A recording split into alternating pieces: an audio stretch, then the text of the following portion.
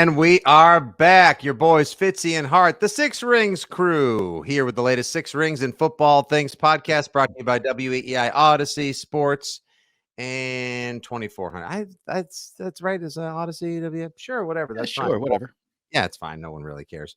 On today's episode, we are in the aftermath of the Draftermath. We have reviewed and rated the Patriots 2023 NFL Draft. If you missed that episode, spoiler alert, Andy gave it a B. I gave it a B+. The episode itself was an absolute A+, but the draft, we gave it our grades, and we shared those of many others around the wide world of football prognostication, expert, and analyses. You can, of course, go back using the Odyssey app, go to weei.com, or as you should have already done, reviewed, subscribed, and shared the podcast. On today's episode, we'll clean up everything else in Isle Foxborough. We'll talk about Juju Smith-Schuster's first media availability, the UDFA class, and which one we believe not only will make the team, keeping the Patriots' record-breaking streak alive, but could have an immediate impact on the roster this fall and beyond. A few other items.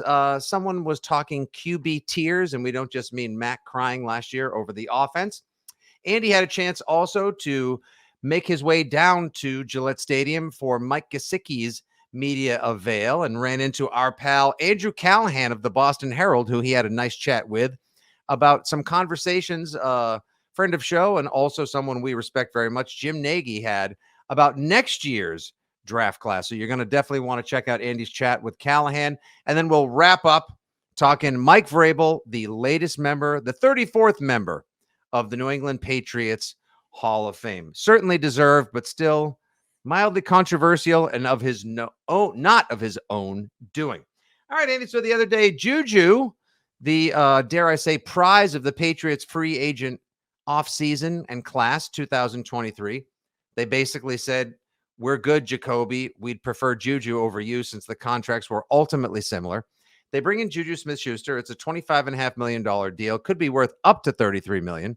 Same amount that Jacoby's deal could be worth up to with the Vegas Raiders. $16 million guaranteed. Met with reporters for about 11 minutes the other day. Like as promised, as advertised, joyful, upbeat, a little bit irreverent, reasonably knowledgeable, good teammate guy. Spoke of his love of Joe Thuney when the name was mentioned because, of course, he was part of the Super Bowl winning Kansas City Chiefs last year. I thought it was for your basic initial meet and greet in that weird new media room at Gillette. I thought it was pretty standard issue, cut and dry. What were your big takeaways? Well, I think a couple big takeaways that obviously everybody hopped on for their blogs and their headlines, that he came to New England because of Bill. Okay, great. Whatever. True, not true, don't really care. That's fine. The dollar bills, you mean? That's what I think. I think generally players go where their best opportunity lies, and generally best opportunity means biggest paycheck. And like Matthew Judon famously Correct. said 2 years ago, "They didn't choose the Patriots, Correct. They chose me." Now, I do still believe there is an aura around Bill Belichick that can be alluring, intriguing, like, hey, these two are similar, teams have similar chances. I'll go see what it's like to play for Bill. He is still considered a GOAT and all that. Learn from him. But then I thought most interesting was obviously his comments about the way he's learning the new offense that's not just new for him, that is new for everybody. Bill O'Brien, whatever he is doing with the Patriots offense in terms of, the old school stuff that was McDaniels and himself in his first tenure, whatever he did in Houston and Alabama, what Mac likes, modern NFL. Juju talking about using note cards and feeling like he deserves a college degree after all the studying they have done this spring. And I think really, isn't that the story of the team, of the offseason, of when we get to September? What does the offense look like? Is it good enough? Like those two questions, really simple questions. What is the Patriots offense now under Bill O'Brien? And is it good enough? Is it at a level where this team can, our word, be competitive, compete for whatever their talent allows them to compete for, whether that's a wild card spot, whether it's overachieve, underachieve, but what is the offense? And now I think Juju is optimistic. Everybody's a number one wide receiver kind of thing. Oh, yay, that worked out great for the Sox when everybody was an ace. That was really awesome. Yeah, whatever. I'll pat. That was Yeah, great. Yeah. What was the old chant? It was be aggressive, be aggressive. Now we've resorted to, or be competitive, just be competitive. That's where we live. But at the same time, I would actually find that, I can't believe this, refreshing, Andy. I would, and guys like Juju, I think, regardless of check, regardless of reasons for departure from a Super Bowl team and landing in New England, I think he's someone who likes the game enough. Now a 7-year veteran with obviously the first 5 years in Pittsburgh, 1 year in KC. Now his third stop is New England for what should be 3 years. I think he genuinely likes to play football. And he talked about learning the playbook, said he'll do whatever he has to do in terms of blocking. He doesn't mind going over the middle, wants to integrate with the teammates, get to know everybody. Hasn't thrown with Mac yet or had a sesh, but they will soon. Obviously, they're in phase 2 of the voluntary portion of offseason workouts. And I did find this mildly interesting. The whole idea, like, I had no idea coming here to New England how many two-way players we had. Now, I thought he was going to talk about Marcus Jones. Like, hell, you're telling me this guy returns kicks, picks off passes, and takes passes to the house? That's actually a three-way player. Now, he was talking about the fact that I think he was almost maybe tipping this umpteenth iteration of the Earhart, Perkins, Weiss, Belichick, McDaniels, O'Brien playbook. Notice the complete omission of Patricia from there. That there's going to be a lot of multilateral usage. You're going to see receivers probably in the backfield with carries. You'll see backs split out. I think this is going to be a little bit of a creatively spun, all hands on deck approach to offense and scoring the ball. And I think we've touched on that, but that's the reality. They don't have one or two guys you can just count on to say, these are our stars, these are our studs, this is what they do, they're better than you, they beat you at it, this is where we go with the game on the line, or gotta have it plays, as Belichick calls them. And in theory, that's supposed to play into Mac's superpower, as Dan Orlovsky likes to say, right? His ability to read a defense, make a decision, pre-snap, during snap, post-snap. In theory, I think it's good. They don't have a number one receiver. They don't. They do not have an elite playmaker. Juju maybe is their number one. Devontae Parker maybe is their number one. Kendrick Bourne maybe bounces back. Who knows? But I also think they have a lot of good options, competitive options, to use our C word that we're going to continue to throw around. Ramondre Stevenson is a star. I think James Robinson is going to be very productive. Ty Montgomery is still on the roster. Hunter Henry. I forgot about Ty Montgomery. Thank you, Andy. I'm the brains of this operation. I was. What does it say you do? See, I'm the brains. I'm the what brawn. What would you say you do here? See, even a compliment on this effing show can't come without an insult. But I would also say, and I would have to go back and look specifically, but Bill O'Brien was here with Aaron Hernandez, who was a lot of things. I'm going to stick to on the field. He was a versatile football player. It always has to come with that caveat and disclaimer, but I too would like to actually point out that during the 3 seasons he played for the team, he was awesome on the field. And in the backfield. They used him in the backfield. Yes, he was a slot receiver. He and Wes Welker, I always say, he and Wes Welker lined up in the same line for positional drills in practice. They were considered of the similar position, if not the same person. Welker obviously feared being in line with him. He's talking about. I was just going to say, Welker was also absolutely terrified. Head on a swivel. Where is he? Where'd Hernandez go? But if you remember, Hernandez was in the backfield. Hernandez would take some handoffs, not to the Cordarrelle Patterson level, but just keep you on your toes. And I am intrigued. I would even throw the 2 second-year running backs. Pierre Strong, super fast. Where can you use him? Where can you maybe get one matchup?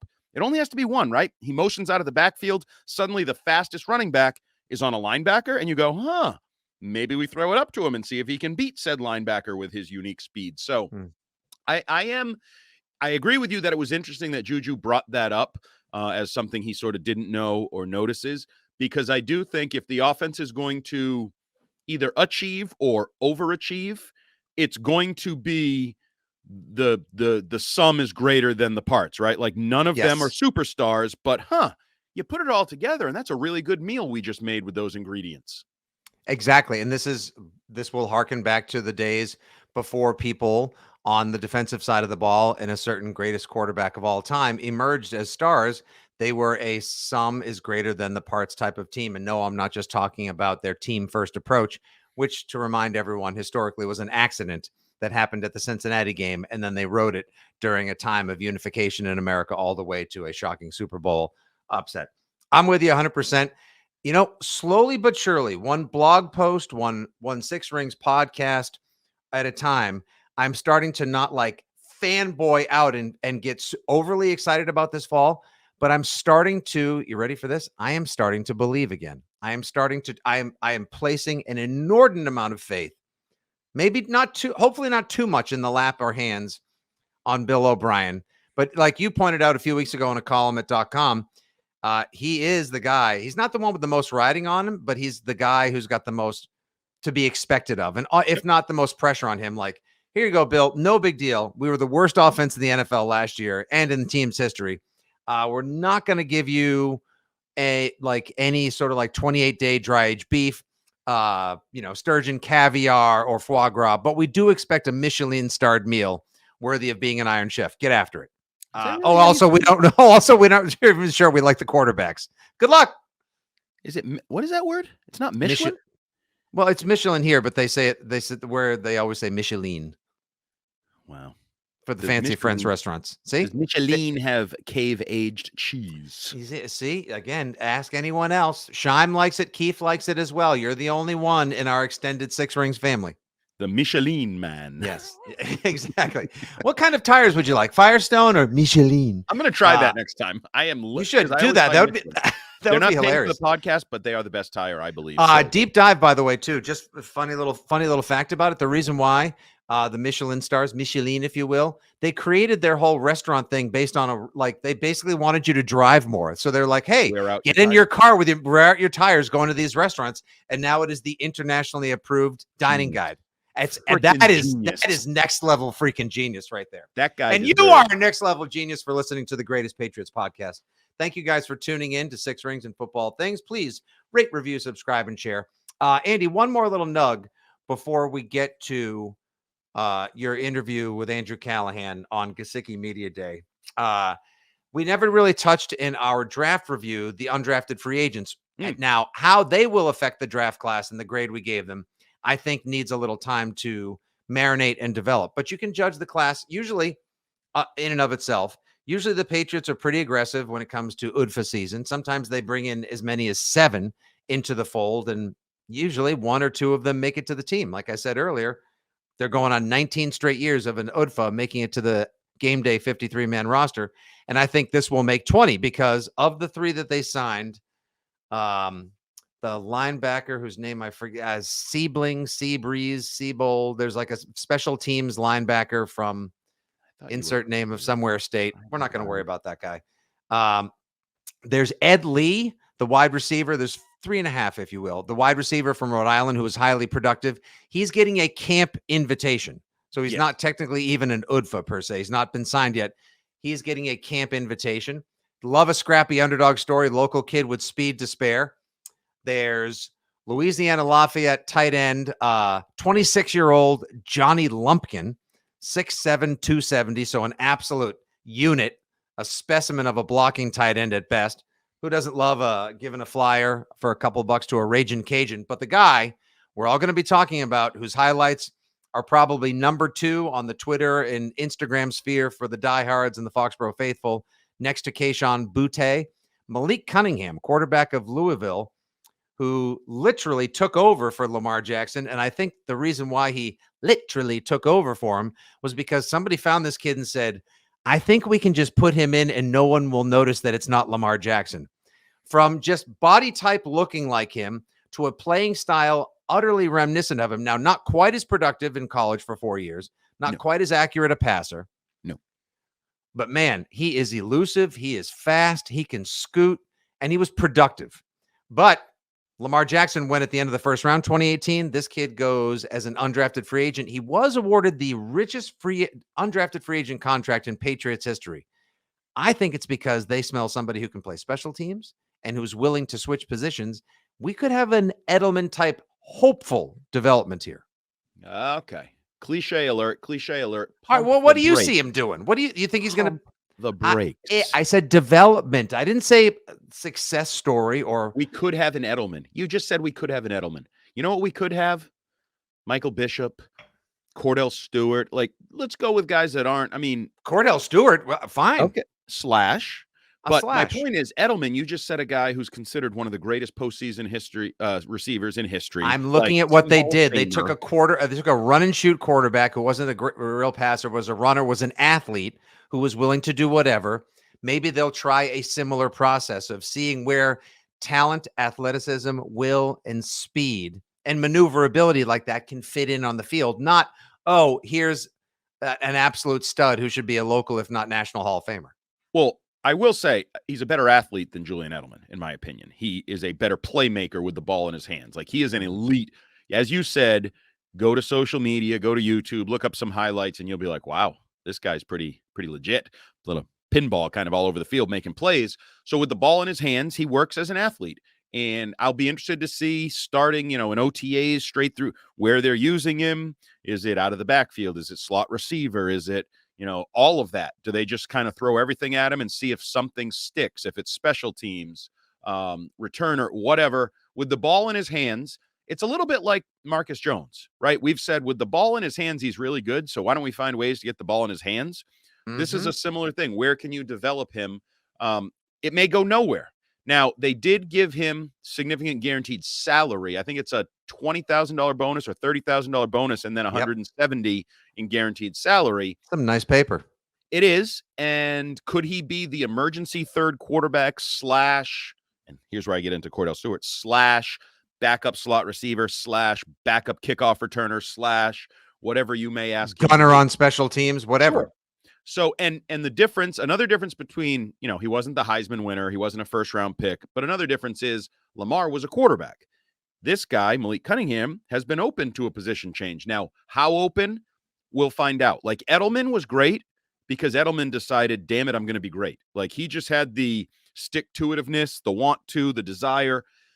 Tim Tebow wanted to be a quarterback. Then he finally gave up and said, I'll be something else, but then didn't really want to be that. He was kind of wishy-washy. So and Cordell Stewart made plays, but clearly intended to be a quarterback again at some point and was. So that's the one thing that, what is Malik Cunningham really? Is he just saying he'll be an athlete to get his foot in the door, but he's really thinking, yeah, once I'm there, I'm going to prove to them I'm a quarterback? Because if that's true, I don't think he'll make it. If he really will embrace, be an athlete, be one of the best 53, get on the field any way I can, coach, whatever you want, coach, I'll do it, coach, as hard as I can, coach, then I think he has a chance to succeed. If the guy can even throw the ball within 5 yards of an intended target between 8 and 18 yards downfield, tell you what, he sounds like a great option for a third / emergency quarterback over Trace McSorley, no matter how much you love his viral internet song or swag, or the fact that he had pedigree with Bill O'Brien, blah, blah, blah, blah, blah. How great an option could that potentially be if he does have the will, if he has the grit, he puts in the time to fit into the system, find some usage, make the team. I mean, when you have a guy you can call upon, like, go be a gunner on special teams. All right, I need you. He could be challenging Demario Douglas, like we said earlier, for the slot receiver time.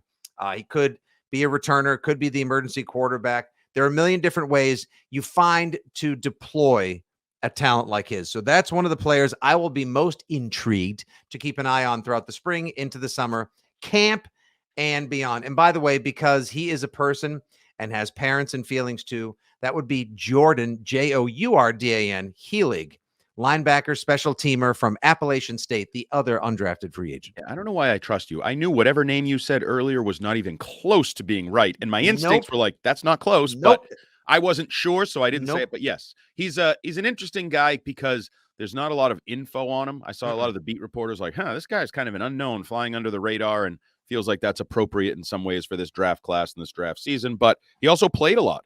Yeah, I think he had like 51 career games, and he fits the mold of special teams athlete, see what he's got kind of guy. Could be competing against Amir Speed and Isaiah Bolden for practice squad time to be a special teamer of the future or more.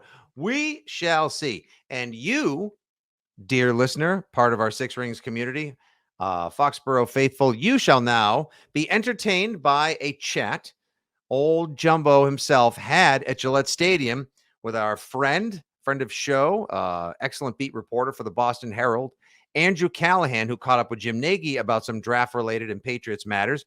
So here's Andy talking to Andrew Callahan about the Patriots, Jim Nagy, the draft, and more. Take a listen. Back here on the Six Rings and Football Things podcast, and returning to our fall roots of doing a beat writer interview from Gillette Stadium. No, it's not the season, but it is the offseason. There's player availability. We're back in the new media workroom at Gillette Stadium, and joining us today is Andrew Callahan from the Boston Herald. Andrew, welcome, and right out the gates, I'm just going to say it. How'd you like the draft? I like the draft. I thought it was solid. I thought it was relatively normal. I was higher on the draft, and I think consensus give it the hard B, maybe even closer to B plus and B minus. So all things considered, and maybe this was just you touched the stove once last year with Tyquan Thornton and Cole Strange, and you pull back and you're not going back there again. I think they handled their business well. So one of the, of course, WEEI is a talk radio station, so we slum it in talk radio topics from time to time, including Fitzy and I here on the Six Rings podcast. This idea that because you trade down and get a player that you somehow value said player less, do you buy into that? Because I am one who, coming into the draft, I thought Christian Gonzalez was the perfect pick. I would have traded up probably into the top 8 to get him. I may have been upset at the time, but they traded down, added an asset, and still got, in my opinion, the best player at the position where they had the biggest need. Do you believe they valued Christian Gonzalez appropriately? I think so, and I will say two things. One, if you're looking to complain about the Christian Gonzalez pick for everything that we knew about him pre-draft, everything we know about the Patriots' needs and how those align, you were just looking to be upset at the pick. This is a consensus top 10 player. This was a guy who was arguably number one in his position. And the second thing I would say is this, and we may or may not believe the Patriots on this, but when we asked Matt Groh about that trade back from 14, the Jets were behind them at 15, and then Washington. He said, we had a good sense Christian was going to last until 17 because Pittsburgh was coming up for a tackle. The Jets weren't going to take a corner, and they had good intel that the Commanders liked Emmanuel Forbes over Christian Gonzalez. So at that point, they say, yeah, there's a little risk if a team trades up into one of those slots, 15 or 16, but we'll probably get our guy and add a fourth-round pick, which for them was useful considering the run they had in offensive lineman. So I think I've gone a little soft because there's a couple issues that I kind of am buying, I guess, the Belichick spin or the team-based spin. And the first that I buy was this question of, well, you didn't go any offense early in the draft. You went defense, defense, defense, first round, second round, third round. For whatever reason, you don't want to help Mac or you want to help your son, and he's the defensive coordinator. The defense wasn't the problem. And Bill sort of matter-of-factly, I believe on day 2 of the draft, said, well, in free agency, we basically went out and got a tackle, a tight end, a running back, a wide receiver. And I agree with him. I bought it hook, line, and sinker. Did you make anything of the defense-heavy early drafting?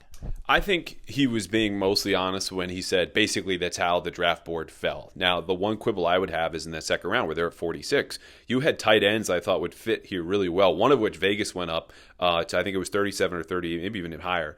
They were at 38, so this was like 33 or 34, to get Michael Mayer, who if Vegas is high in them, Dave Ziegler and Josh McDaniels, he's a fit in New England where they're going back to that style. Then Luke Musgrave goes 42 to Green Bay. Those are guys who fit your typical wide tight end, can play inline and split out. And the Patriots are very familiar with trading up in the second round, had done it for 5 straight years. So that's a move they could have made. I mapped out all these different trades where they could spend a fourth rounder or two and get up into exactly those ranges for Mayer or Musgrave. Now, as far as the defense falling where it was, Mike Reese, I know, reported that they were looking or made calls to trade out of the third round, go with Marte Mapu, and that was their pick. So, yeah, I didn't see it as really, offense versus defense. I think it was their board. The other part about the mock conversation really quickly is I think people who are asking, do they do enough to help Mac, are making the case that Mac needs more help. Like, if you're high on Mac, I think you're fine because you think he's really good. He can overcome this. If you don't think he's very good, you're saying they needed to do more.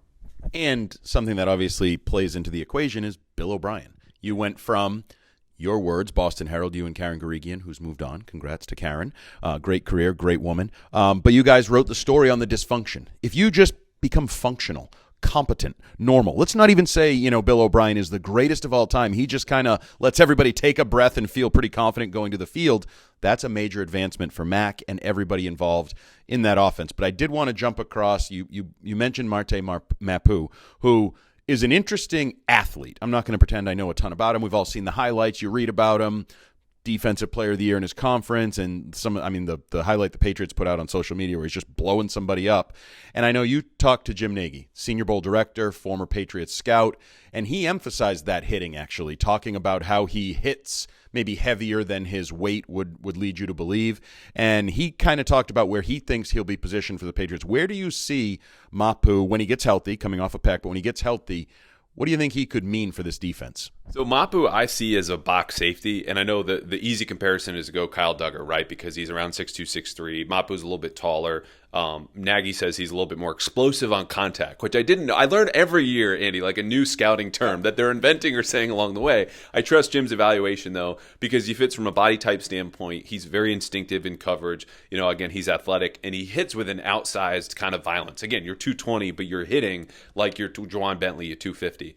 Now, it's not so much how hard do you hit, but how hard, how long can your body hold up against hits coming your way from offensive linemen who are literally 100 pounds heavier than you. So I think he'll have a role. You don't draft a guy in the third round without a definitive idea, as much as Bill tried to tell that exactly to me on the press conference call after they selected him. But he could be a dime linebacker early on. I just wonder if he might be a player, and we see this from time to time, does all these different things.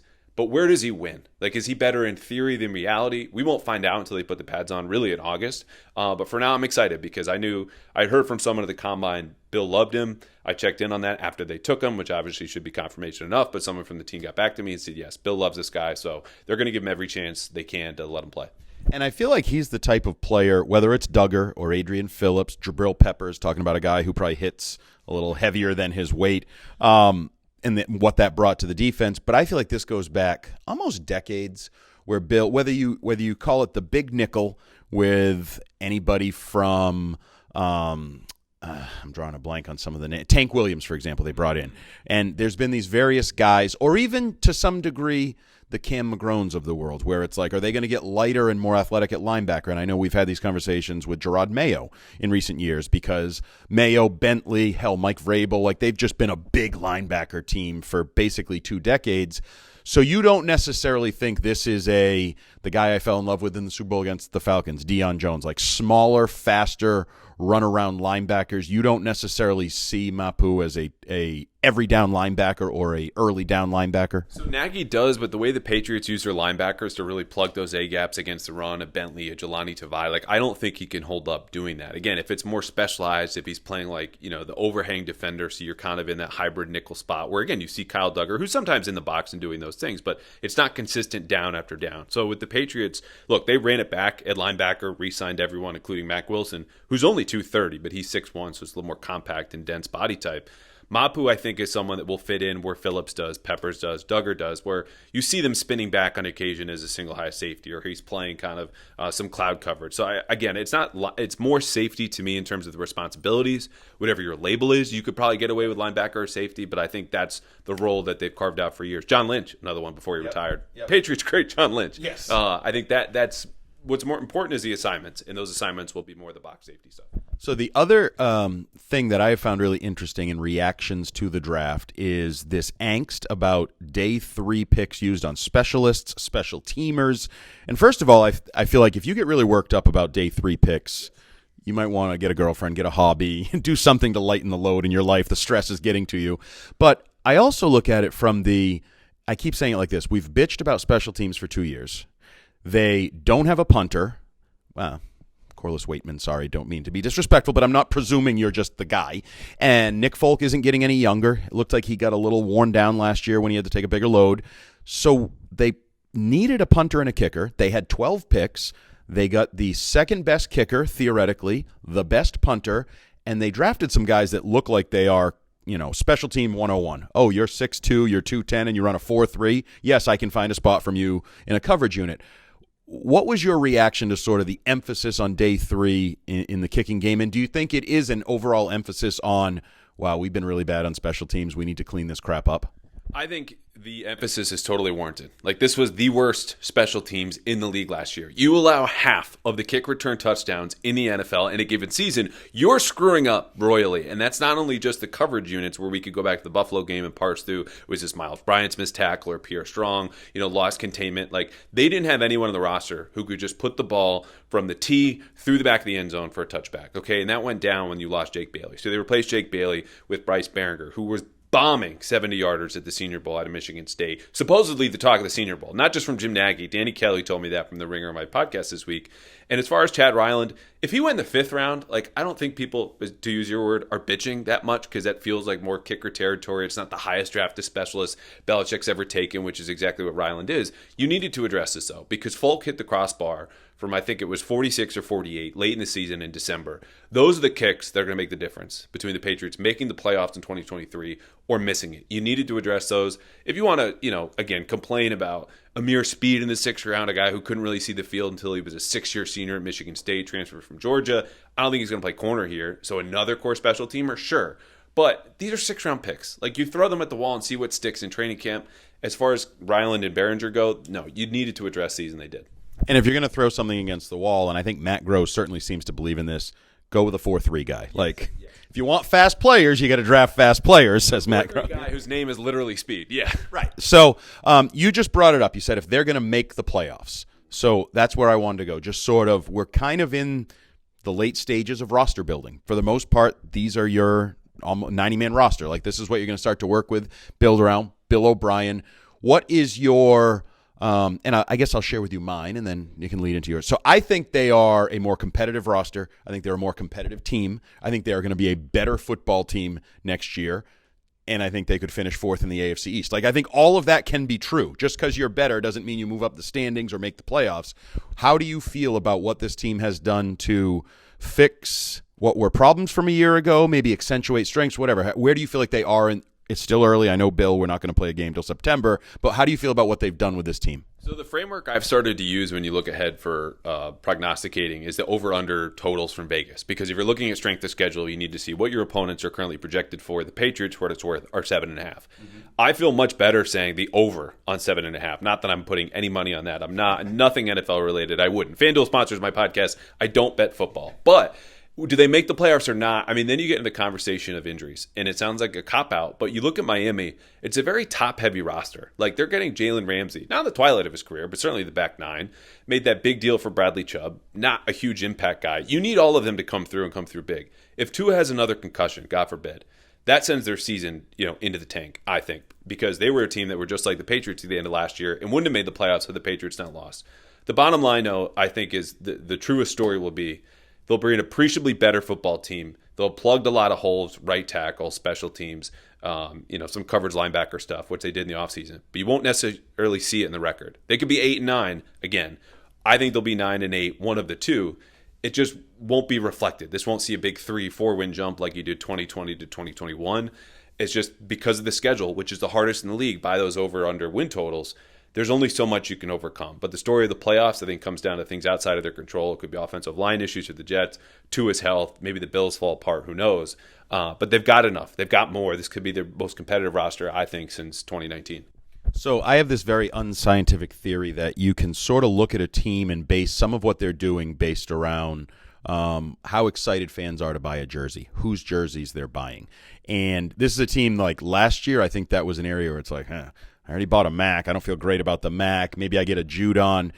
In terms of new players, Christian Gonzalez, Keon White, or Mike Gesicki, James Robb, like, who do you think some of the impact newcomers are going to be, and are any of them worthy of future jersey purchases? So it's funny because this brings me back to a year ago, right? Just after the draft, everyone's going, what the hell was that? But then the guy at the top, Cole Strange, wears 69. So those 69 Strange jerseys, or Strange 69, were flying off the shelves. But after him, I think you'd like to lean Juju Smith-Schuster. I just have trouble for the Patriots where I think it was, 6 with Jacoby Myers and half dozen with Juju. He's a little bit better after the catch, but you're buying high. And his best seasons have come when he's across from an all-pro. It's not a knock on him that he played with Antonio Brown and then Travis Kelce last year in Kansas City.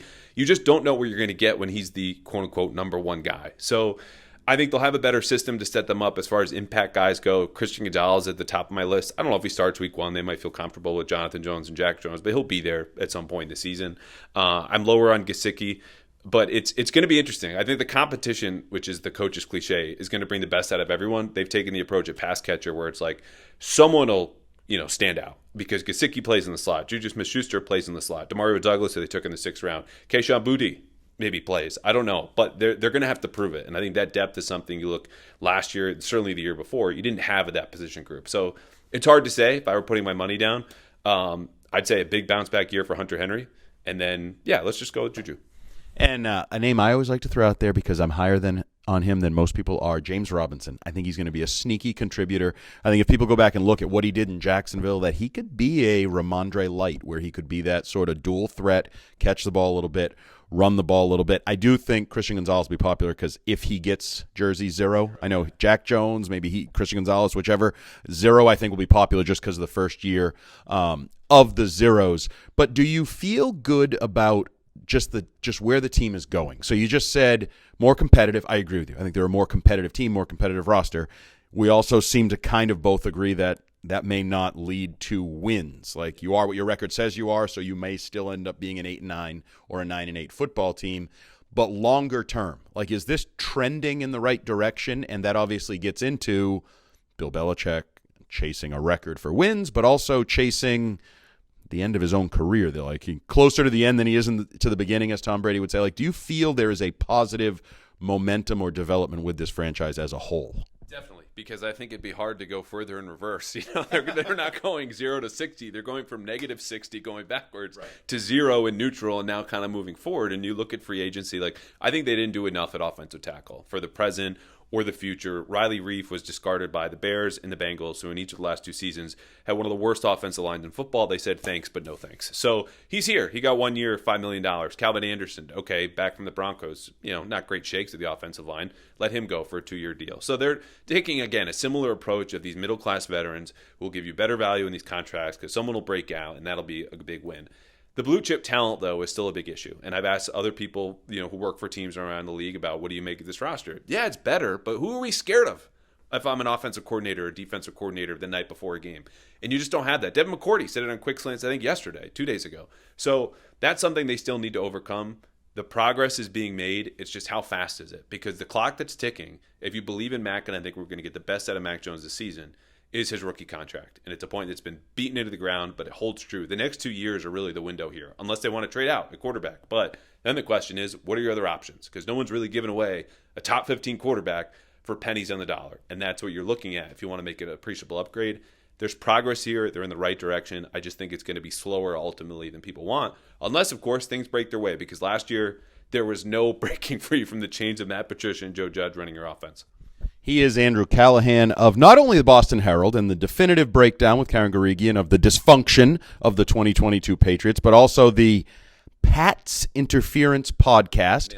So not only should you be a listener to Six Rings and Football Things, but you should be a subscriber and listener to Pat's Interference. I know you've heard Fitzy there. I think you may hear some other people that are familiar there. Next week. Yeah. I look forward to making my Pat's Interference debut. For Andrew Callahan, Andy Hart, Six Rings and Football Things, out. As always, we thank you for the mileage and the legwork, Andy, and Andrew Callahan for the time. Callahan, as I've mentioned before, is one of my favorite follows.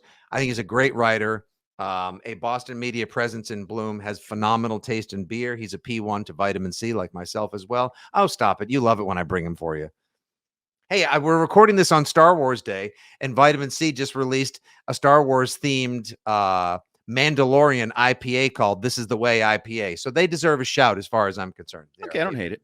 Even I have an idea for the vitamin C because I do like vitamin C. I've said it many times. The blueberry pancake breakfast was one of the most interesting things I've ever partaken in. Yeah. But you know what they should come out with? My Andy Hart's IPA, where we just call it Christmas tree water. And you just taste like Christmas tree water because that's like a West Coast IPA. That's actually a great idea for a West Coast IPA around the holidays. I will share that with Dino, and I will make sure when he gives me a 4-pack to give to you that I drink the first 3 just to test it out for you. Okay. No, we thank all of the local people that are very generous to the Callahans, the Jumbos, the Keefs, and the Fitzies with the delicious beer for trying to provide you with some fun Foxborough opinions and more. All right, so here in our last little segment, we'll get to Mike Vrabel, who was just elected 34th member of the New England Patriots Hall of Fame. I did want to ask you one quick question, though. Did you happen to see Kyle Brandt on Wake Up It's Football or Good Morning Touchdown, whatever you like to call it? We all know it's called Good Morning Football. He did a little thing called QB tiers. He ranked all the quarterbacks into 7 tiers. You know, Keefe, when you're off and on Tuesdays on the Rich Keefe Show, you guys do Tier Tuesday. Yep. It's a big thing. It is huge. He had Mac Jones in the 6th of 7 tiers with 3 other quarterbacks. It is the season for a lot of people to try to just get clicks and get your attention. I think he was even in the same tier as, if I'm not mistaken, Tua and Trevor Lawrence, to which I say, are you shitting me? Easy. Kids No, are it's all listening. right. If they made it this far, they know what they're in for. Earmuffs. Earmuffs, blank balls. All right, go ahead. Yeah, I found this interesting, and the thing that jumped out at me wasn't necessarily where Mac Jones was. I think he should be near the bottom tier after last year. It's just the reality. Sorry, Mac, it is what it is. But that Trevor Lawrence and Tua were all in the same tier, because basically the final tier was the rookies. So if you were a veteran, you were seemingly automatically in the 6th tier. You stayed out of the 7th tier. I feel like he needed an 8th tier. If I'm a Jags fan, I'm offended. Who you think feels better about their quarterback, the Jags or the Patriots? Trevor Lawrence or Mac Jones? It's the exact opposite of where it was after 2021, because we were saying, who do you think feels better about their quarterback after 2021? Was Mac over Trevor. And by the way, Trevor Lawrence, his actual is that his actual account? Yes, it is. Trevor Lawrence quote tweeted it and says, "The game ain't played on paper." Good for him. Jimmy Garoppolo's by himself in 5th place. In Weird. 4th place is Russell Wilson. Are you kidding? Come on. What are we, Kyle? But now I would like to hear, I didn't see the segment. I'm assuming this was a segment on his show as well. So I didn't hear the verbal defense and arguments for each. Now, I will say we just kind of voiced how you could argue for Mac Jones and Trevor Lawrence to be in the same category. Would be a simple math equation. Average it, right? A plus B divided by 2.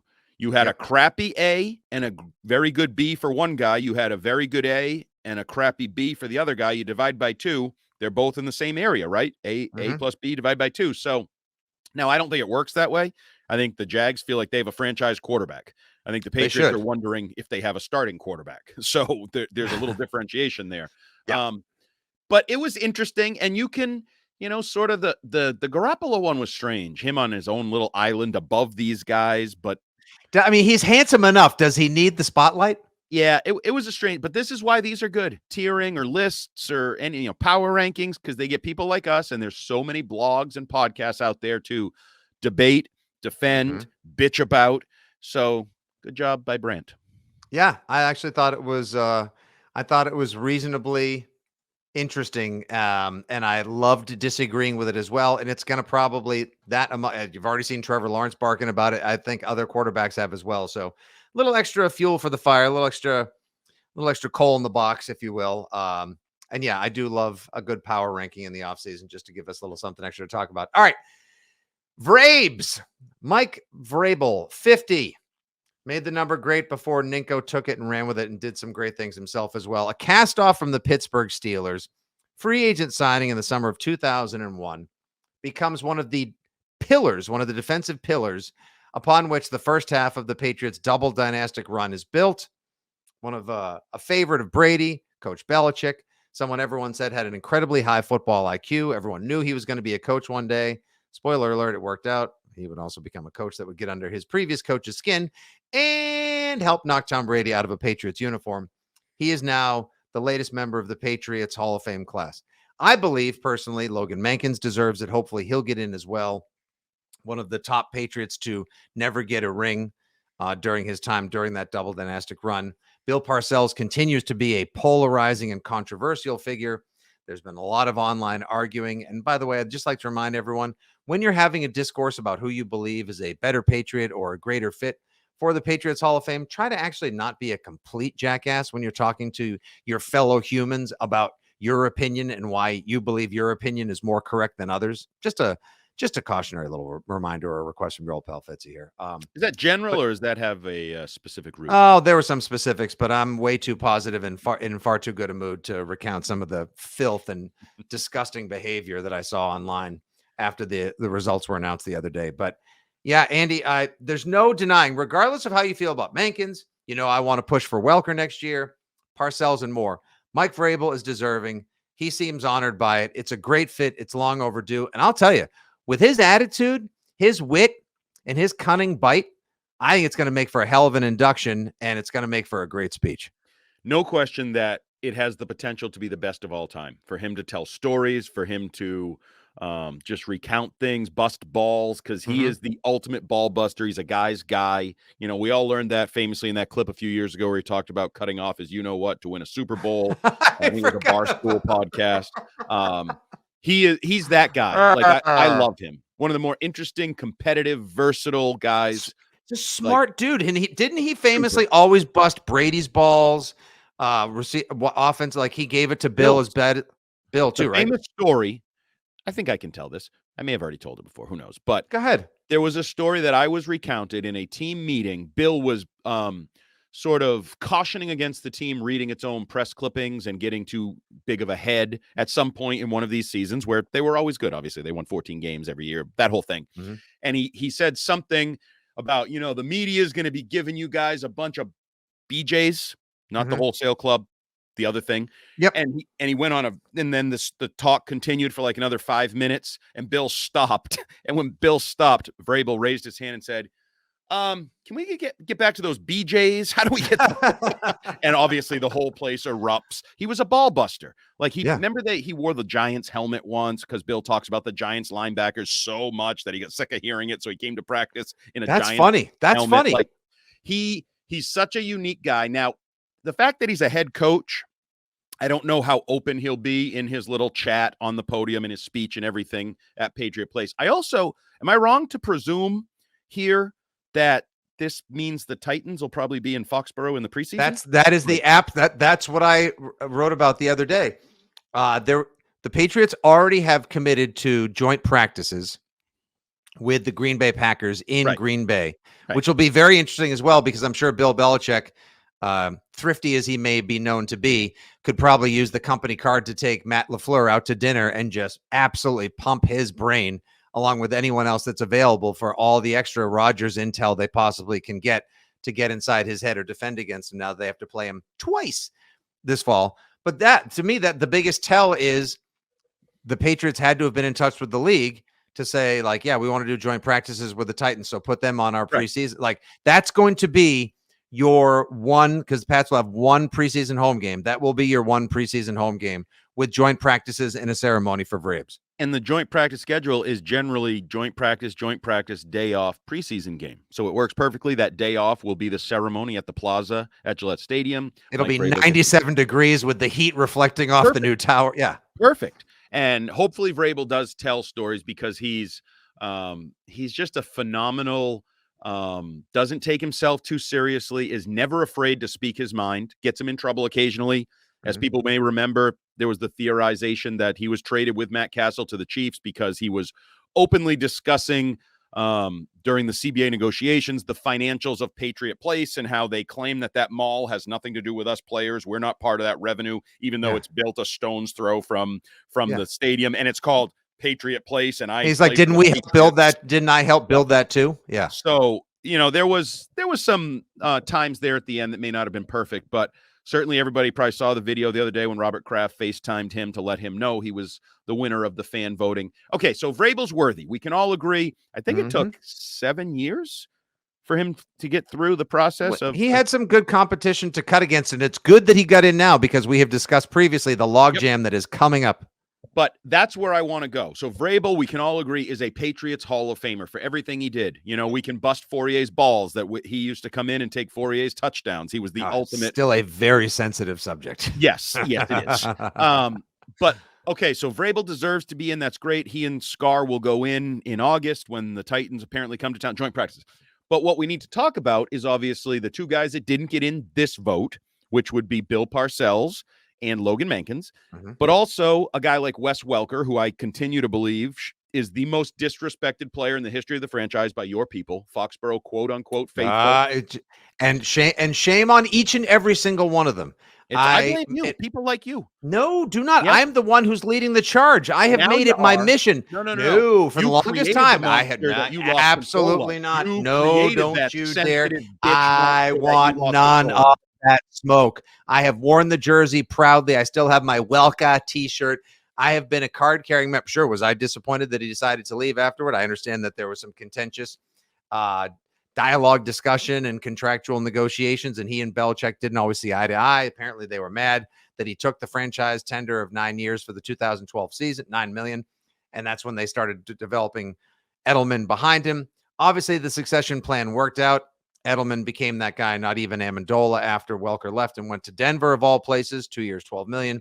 No, I believe I've told you he belongs in the Pro Football Hall of Fame, not just the Patriots Hall of Fame. And people need to get, dude, you cannot argue the impact he had on the wide receiver position. Made the position. He made the position slot exactly. receiver. He took it to the level it's at. And no everybody can argue that. Everybody loved him. For a while, there was like a running joke, like the white Patriots slot receiver, obviously, because you had Welker to Edelman to Amendola in that world. But he was respected by everybody on the football field. Defensive players, offensive players, black players, white players, quarterbacks, coaches, anybody he came across because of what he did statistically. And I always go back to the one word Bill likes to use. Availability is the most important ability. He was so effing durable despite, and I think it kind of has affected his post-playing career life. I think his head got knocked around a little more often than it should have. Had to wear that big helmet. People joked it was a Marvin the Martian helmet. His body also took a beating. My God. He got lit up sometimes. And so yeah, he did. And he got up. And he got, even after he tore his ACL in that meaningless game in Houston, January 2010, before they got their doors blown off by the Ravens in the wild card game, he was there in September, lined up with a brand new, and still had a good season. And by the way, giving hope for what Bill O'Brien may do with the wide receivers this fall. He is an expert, a whiz at getting the most out of a slot receiver. Welker's 2 best seasons came under O'Brien in 2009 and in 2011. And Welker's best seasons are historically good. You're talking 1,500-yard type seasons. And you mentioned it. He came back from that ACL quicker than probably he should have, was not himself, was not comfortable. I remember covering him that year and him talking about going through that process. Still caught 80-plus balls. Still had what would be a great year for virtually anybody else. But because it wasn't 110 or 120, which is what he was used to, it was seen as a down year. So Wes Welker, you and I can agree, not all fans will, because some still hate him for the Super Bowl or for the foot jokes or for pushing back financially against Belichick and all of those various, or going to the Broncos, and then he took out Aqib Talib because Bill Belichick told the sheep that he took out Aqib Talib, even though the sheep should think for themselves, watch the play, and realize it's called football for a reason. That makes no sense, Andy. It's called football for no reason. You don't actually kick the ball very often. So move on. Soccer should be called football. Yes, exactly. So Wes Welker, but I also want to get into, because this debate, as you said, coming down the pipeline, we have Brady, Gronkowski, Edelman, Amendola, James White, McCourty, Devlin. I'm going to keep saying James Devlin. Okay. You can keep saying James Devlin. It's going to get busy, and it still is busy. Like these 2 guys next year, theoretically, Mankins and Parcells should be back on the ballot with 1 person added. Probably next year it should be Welker, Mankins, and Parcells in the fan voting. But would you be open to, I've heard a lot of people, I believe Glenn Ordway even got involved in this discussion when the Vrabel announcement came. Do you think they should at any point now expand the process to, there's going to be too much of a log jam? Do they, because of the great era they had, there's so many guys, do you think they should? I love what you're doing. If you're not watching and you're only listening, Fitzy's shaking his head, and that is the right answer. No. And as a matter of fact, when Edelman retired, I tweeted at the Patriots Hall and said, hey, can we just hasten the process now, skip the 5 years, and put him in and give him his red jacket immediately? They wrote back and said, it's only 4 years, and no. Perfect. That's the answer. That is the answer. We have a protocol for a reason. And for the page, who knows how good they might be this fall, next fall, the fall after that, the fall after that, the fall after that. But if you want to not quote live in the past, we need to grow. It's a Star Wars day. Kylo Ren famously said, kill the past. That's the only way you can become what you were meant to be. Stop living in the past. But if the Patriots want to find a way to string along the joyride that was the double dynastic run, then you just put another one in every year, and you get a new reason to cut together a Super Bowl highlight package and bring about all the Foxborough feels for basically the next decade while you rebuild the team. And it's a, as you like to say, you people, it's a pretty impressive flex. If a decade from now you're still putting in dynasty players, that tells other people like, wow, there were so many freaking good players on those teams. Like it took this long to keep putting, because to me, it also cheapens it. Now, I will say, if you want to make special accommodations for Bill Belichick and Tom Brady, do it together when Bill retires, do it however you want to handle those two. They are above the fray. They are a different category. Handle that how you will. When Brady goes in, what they should do is just put Belichick should be the exception, and they should be forced to go in, but they probably won't. They'll probably want each to get their own day of individual acknowledgement, even though truly the least sexy answer to was it Brady or was it Bill is it was both of them, damn it. And they should go in hand, but Brady's going to get in there first. But other than that, I don't want some like cleanup dump of like 5 players because wow, we're really falling behind here. So plus it cheapens it for the guys. The guys should have their day. They should be able to get their red jacket, tell their stories about their teammates, about Will their Forks friends. last year was so emotional. I was there with a bunch of other friends and fans, and it was awesome. I highly recommend if you want to hear speeches about the things you didn't get to know that'll color in between the lines and fill out the character of these people. The fact that like Will Fork, losing his parents, being a 20-year-old orphan, the Patriots veritably adopting him, looking at Belichick and Kraft like the father and grandfather that he needed, and he was crying. Everyone was crying. I was sweating and crying. Like, it was awesome. It really was, and I highly recommend that. They all deserve that. Each individual, Mankins, like whoever you want to say, they all deserve those days. So they'll all get in at some point. They're all worthy, but don't cheapen it by altering the process. All right. So next year, I think we'll wrap on this. I think next year we locked it up. Next year, Welker gets the fan ballot. Parcells will go in on the Scarnecchia slide, if you will. The veterans choice. Wouldn't count on that. Wouldn't count on that. Oh, he should be in. I'm 100%. He should be in. And I also, as much as I think it's obvious that Welker gets on the fan voting ballot, I don't know it's obvious for everybody in that room. There's people in that room on the committee that selects the 3 finalists that I think have lost their way or have biases. I'm not really sure what the problem is. So while it should be in my mind, Mankins, Parcells, Welker next year, I don't know that that's a fait accompli. No, nor do I. Ooh, look at you with the fancy terminology there at the end. Yep, that's what I do. That means guarantee or a certain thing. We will find out, and you will want to tune into this particular program when we hear about that next year as well. But in the interim, thanks for tuning in to the latest and always greatest edition of Six Rings and Football Things, where we talked about some new players, what they had to say, a little bit more about the draft, the UDFAs, the Hall of Fame at Patriot Place, and so much more. He's at Jumbo Hart. I'm at Fitzy GFY. This is at Six Rings Pod. Good job, producer Justin Turpin, as always. Please rate, review, subscribe, and share wherever you get your awesome football talk and podcast can be found. Good day, as always. God bless, go Pats, and may the force be with you always. Nope. Yes. No.